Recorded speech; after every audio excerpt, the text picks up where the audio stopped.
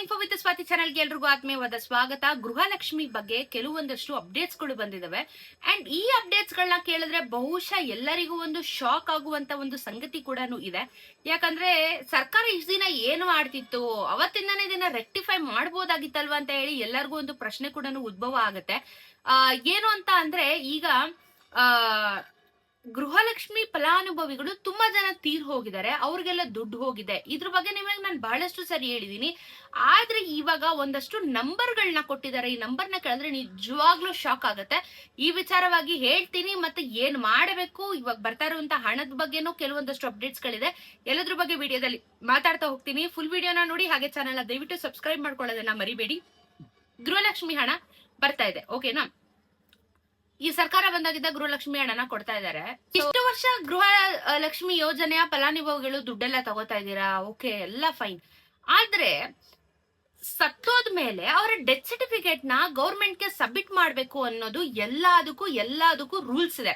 ನಾನು last time ನಿಮ್ಗೆ ಇದ್ರ ಬಗ್ಗೆ ವಾರ್ನಿಂಗ್ ನ ಕೊಟ್ಟೆ. ನೀವೇನಾದ್ರೂ ಡೆತ್ ಸರ್ಟಿಫಿಕೇಟ್ ನ ಕೊಟ್ಟಿಲ್ಲ, ನೀವು ಪೆನ್ಷನ್ ನ ತಗೋತಾ ಇದ್ದೀರಾ, ಇಲ್ಲ ಯಾವ್ದಾದ್ರು ಯೋಜನೆಗಳು ದುಡ್ಡು ತಗೋತಾ ಇದ್ದೀರಾ ಅಂತ ಅಂದ್ರೆ ಆ ದುಡ್ಡನ್ನ ಗೌರ್ಮೆಂಟ್ ಏನ್ ಮಾಡತ್ತೆ, ಸೀಸ್ ಮಾಡತ್ತೆ, ಮತ್ತೆ ನಿಮ್ಗೆ ಫೈನ್ ಹಾಕುತ್ತೆ ಅಂತ ಕೂಡ ನಾನು ನಿಮ್ಗೆ ಕ್ಲಿಯರ್ ಆಗಿ ಹೇಳಿದೆ. ಗೃಹಲಕ್ಷ್ಮಿ ಕೂಡ ಈಗ ಅದೇ ಒಂದು ವ್ಯವಸ್ಥೆಗೆ ಬಂದಿರುವಂತದ್ದು. ಸೊ ತೀರ್ ಹೋಗಿರ್ತಾರೆ, ನೀವು ಅವ್ರಿಗೆ ಹೋಗಿ ಡೆತ್ ಸರ್ಟಿಫಿಕೇಟ್ ನ ಕೊಟ್ಟಿರಲ್ಲ, ಅಥವಾ BBMP ಅಲ್ಲಿ ಅದನ್ನ ರೆಕಾರ್ಡ್ ಮಾಡಿರೋದಿಲ್ಲ, ಡೆತ್ ಸರ್ಟಿಫಿಕೇಟ್ ತಗೊಂಡೋಗಿ ಬ್ಯಾಂಕ್ ಗಳಿಗೆ ಕೊಟ್ಟಿರಲ್ಲ, ಈ ತರ ಎಲ್ಲಾ ಪ್ರಾಬ್ಲಮ್ ಗಳಿರುತ್ತೆ. ಆದ್ರೆ ದುಡ್ಡನ್ನ ಮಾತ್ರ ತಗೊಂತಾನೆ ಇರ್ತೀರಾ ನೀವು, ಅದ್ರ ಬಗ್ಗೆ ಬಿಡು ಹೋಗ್ಲಿ ಅಂತ ಹೇಳಿ ನೆಗ್ಲೆಕ್ಟ್ ಮಾಡ್ತಾ ಇರ್ತೀರಾ. ಆದ್ರೆ ಇದಕ್ಕೆ ಈಗ ಗೃಹಲಕ್ಷ್ಮಿ ಕಡೆಯಿಂದಾನೇ ಒಂದು ದೊಡ್ಡ ಕಡಿವಾಣ ಬರ್ತಾ ಇದೆ. ಒಂದಷ್ಟು ನಂಬರ್ಸ್ ಗಳನ್ನ ಕೊಟ್ಟಿದ್ದಾರೆ. ನಿಜವಾಗ್ಲೂ ಇದನ್ನ ಕೇಳಿದ್ರೆ ಶಾಕ್ ಅನ್ಸುತ್ತೆ. ಹೌದಾ, ಈ ತರ ಎಲ್ಲ ಮಾಡ್ಬಿಟ್ಟಿದಾರ ಅಂತ ಹೇಳ್ಬಿಟ್ಟು 79 ಕೋಟಿ 79 crores ದುಡ್ಡು ಸತ್ತವರ ಅಕೌಂಟ್ ಗಳಿಗೆ ಹೋಗಿದೆ ಅಂತ ಹೇಳ್ಬಿಟ್ಟು ಒಂದು ವರದಿನ ಕೊಡ್ತಾ ಇದ್ದಾರೆ.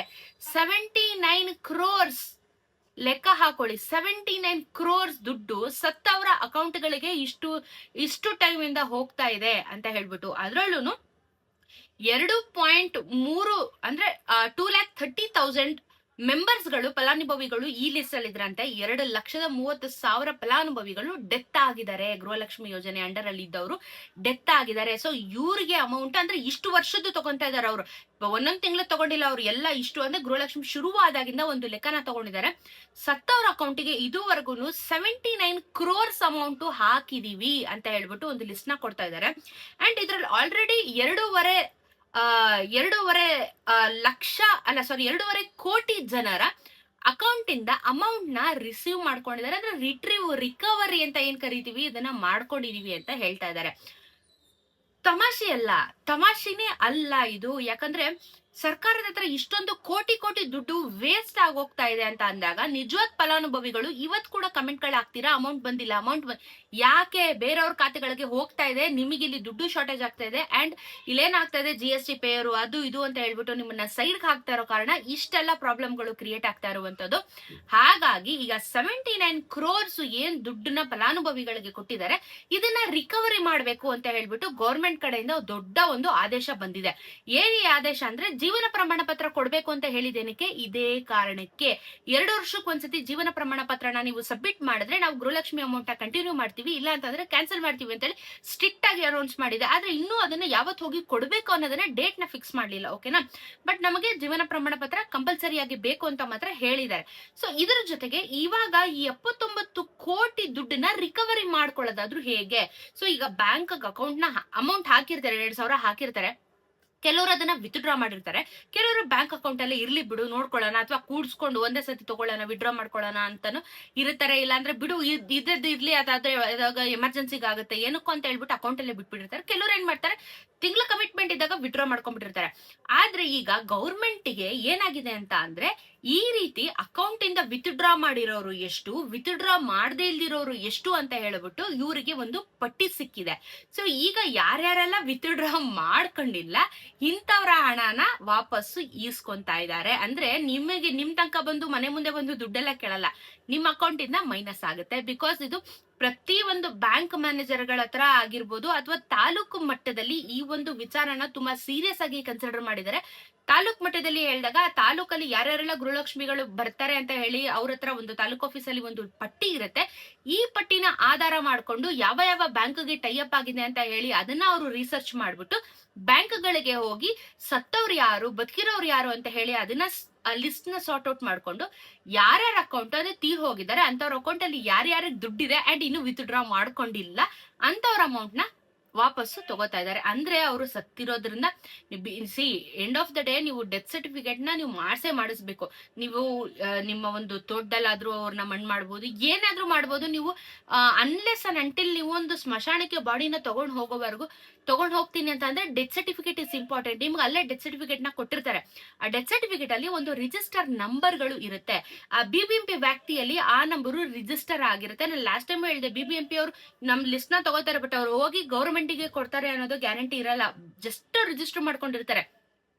ಸತ್ತಾಗ್ಲೂ ಒಂದ್ ನಂಬರ್ ಇರುತ್ತೆ, ನಾವು ಹುಟ್ಟಿದಾಗ್ಲೂ ಒಂದು ನಂಬರ್ ಇರುತ್ತೆ. ಈ ನಂಬರ್ ಆಧಾರನ ಇಟ್ಕೊಂಡು ಈಗ ಟ್ರ್ಯಾಕ್ ಡೌನ್ ಮಾಡ್ಬಿಟ್ಟು ಸತ್ತಿರೋ ಅಕೌಂಟ್ ಗಳಲ್ಲಿ ಇದುವರೆಗೂ ಅಂದ್ರೆ ಅವ್ರು ರೀಸೆಂಟ್ ಆಗಿ ಸತ್ತಿರ್ಬೋದು, ಒಂದ್ 2 ತಿಂಗಳಿಂದ ಸತ್ತಿರ್ಬೋದು, ಅವ್ರಿಗೆ 2 ಕಂತಿನ ಹಣ ಬಂದಿರ್ಬೋದು.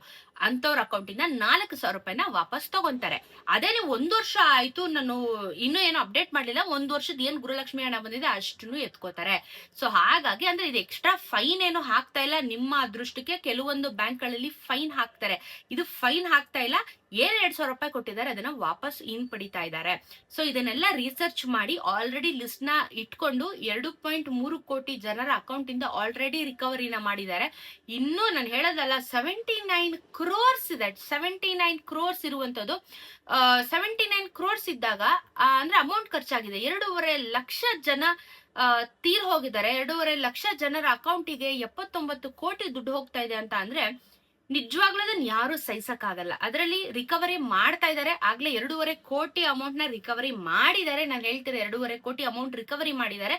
ಇನ್ನು ಬಹಳಷ್ಟು ಮಾಡ್ಬೇಕು. ಎಲ್ರಿ 79 ಎಲ್ರಿ 2.5 ಎಲ್ರಿ ಎಷ್ಟು ರಿಕವರಿ ಮಾಡ್ಬೇಕು. ಹಾಗಾಗಿ ಗವರ್ಮೆಂಟ್ ಅಲ್ಲಿ ಕೆಲವೊಂದಷ್ಟು ವಾದ ವಿವಾದಗಳು ಚರ್ಚೆಗಳು ಎಲ್ಲಾನು ಆಗ್ತಾ ಇದೆ. ಜೀವನ ಪ್ರಮಾಣ ಪತ್ರನ ಸಲ್ಲಿಸ್ಬೇಕು ಅಂತ ಕೇಳ್ತಾರೆ. ಅದಕ್ಕೆ ಮೇನ್ ಕಾರಣ ಇದೇನೆ, ಬಿಕಾಸ್ ತೀರ್ ಹೋಗಿರೋರ ಅಕೌಂಟ್ಗೆ ದುಡ್ಡು ಹೋಗಿ ಬೇರೆಯವ್ರಿಗೆ ಆ ದುಡ್ಡು ತಲುಪುತ್ತಾ ಇಲ್ಲ ಅನ್ನೋ ದೊಡ್ಡ ಉದ್ದೇಶದಿಂದ ಈ ಒಂದು ಕಾರ್ಯನ ಮಾಡ್ಬೇಕು ಅಂತಿದ್ದಾರೆ. ಅಂಡ್ ನೀವು ಕೇಳ್ಬೋದು, ನಾವು ದುಡ್ಡು ಡ್ರಾ ಮಾಡ್ಕೊಂಬಿಟ್ಟಿದೀವಿ, ನಮ್ಮ ಹತ್ರ ದುಡ್ಡು ಕೇಳಲ್ವಾ, ಹಾಗಾದ್ರೆ ನಾವು ಬಚಾವ, ಹಾಗಾದ್ರೆ ನಾವು ಇವತ್ತು ಹೋಗಿ ವಿತ್ಡ್ರಾ ಮಾಡ್ಕೊಂಡ್ ಬಂದ್ಬಿಡ್ತೀನಿ ಅಂತ ಎಲ್ಲಾರ್ಗೂ ಇಡ್ತಾರೆ.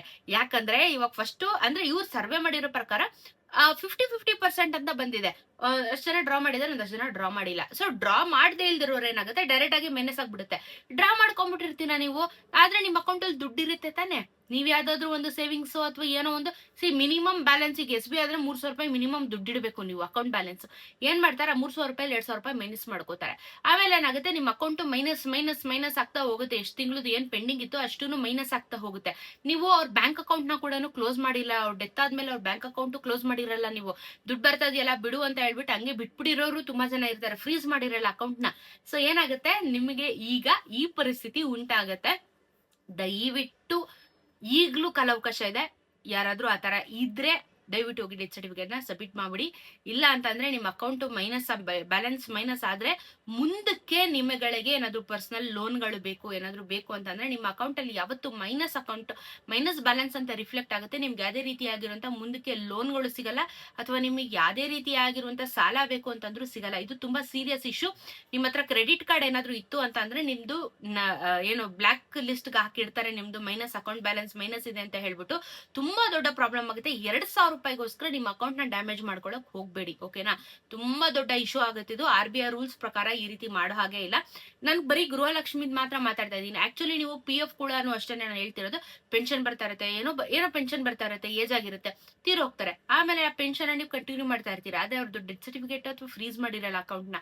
ಆ 1 ವರ್ಷ ಆದ್ಮೇಲೆ ನವೆಂಬರ್ ತಿಂಗಳಲ್ಲಿ ಯಾವಾಗ ನಾವು ಜೀವನ ಪ್ರಮಾಣ ಪತ್ರ ಕೊಡಕ್ ಹೋಗ್ತೀವಿ, ಅವ್ರು ಕೇಳ್ತಾರೆ ನಿಮ್ಮನ್ನ, ತೀರೋಗಿ ಎಷ್ಟು ತಿಂಗಳಾಗಿದೆ, ಇವಾಗ ಯಾಕೆ ಡೆತ್ ಸರ್ಟಿಫಿಕೇಟ್ ನ ಸಬ್ಮಿಟ್ ಮಾಡ್ತಾ ಇದ್ದೀರಾ ಅಂತ ಹೇಳ್ಬಿಟ್ಟು ಟಕ್ಕ ನಂಗೆ ಇಷ್ಟು ತಿಂಗಳದು ಏನ್ ಅಮೌಂಟ್ ಬಂದಿತ್ತು ಅದನ್ನ ಫ್ರೀಸ್ ಮಾಡ್ತಾರೆ, ಮೈನಸ್ ಮಾಡ್ಬಿಟ್ಟು ಏನ್ ಅಕೌಂಟ್ ಅಲ್ಲಿ ಉಳ್ಕೊಂಡಿರುತ್ತೆ ಅದನ್ನ ಕೊಡ್ತಾರೆ.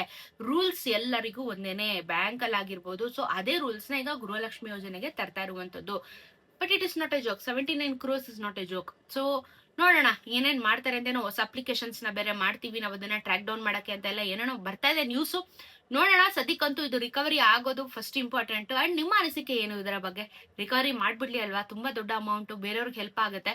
ರಿಕವರಿ ಮಾಡ್ಲಿ ಫಸ್ಟ್ ಈ ಅಮೌಂಟ್ ನ. ಅಂಡ್ ದಯವಿಟ್ಟು ನೀವೇ ಸ್ವಲ್ಪ ಬುದ್ಧಿವಂತರಾಗಿ ಡೆತ್ ಸರ್ಟಿಫಿಕೇಟ್ ನ ಕೊಟ್ಬಿಡಿ. ಸುಮ್ನೆ ಒಂಥರ ಅಜೀಬ್ ಅನ್ಸುತ್ತೆ ಹಿಂಗೆಲ್ಲ ಮಾಡಿದ್ರೆ. ಸೊ ಹೋಗಿ ಜನ ಎಲ್ಲರೂ ಎಜುಕೇಟೆಡ್, ಎಲ್ಲರಿಗೂ ಬುದ್ಧಿ ಇದೆ, ಈ ತರ ಮಿಸ್ಯೂಸ್ ಮಾಡ್ಕೋಬೇಡಿ. ಎಲ್ಲರೂ ಎಜುಕೇಟೆಡ್, ಮಿಸ್ಯೂಸ್ ಮಾಡ್ಕೋಬೇಡಿ. ಒಳ್ಳೆ ರೀತಿಯಲ್ಲಿ ಯೂಸ್ ಮಾಡ್ಕೊಳ್ಳಿ, ಎಲ್ಲರಿಗೂ ಸಹಾಯ ಆಗುತ್ತೆ. ಅಂಡ್ 26ನೇ ಕಂತಿನ ಹಣ ಜಮಾ ಆಗ್ತಾ ಇದೆ, ತಲೆ ಕೆಡ್ಸ್ಕೊಬಿಟ್ರಿ. ಡೈಲಿ ಒಂದೊಂದು ಭಾಗಗಳಿಗೆ ಬರ್ತಾ ಇದೆ. ಅಂಡ್ ಇನ್ನೂ ಬರುತ್ತೆ, ತಲೆ ಕೆಡ್ಸ್ಕೊಬೇಡಿ, ಬರುತ್ತೆ. ಓಕೆನಾ? ಸೊ ಏನೇ ಡೌಟ್ಸ್ ಇದ್ರು ಕಮೆಂಟ್ ಅಲ್ಲಿ ತಿಳಿಸಿ, ಅದಕ್ಕೆ ಉತ್ತರ ಕೊಡುವಂತೆ ಪ್ರಯತ್ನ ಖಂಡಿತ ಮಾಡ್ತೀನಿ. ಸಿಗೋಣ ಇನ್ನೊಂದಷ್ಟು ವಿಡಿಯೋ.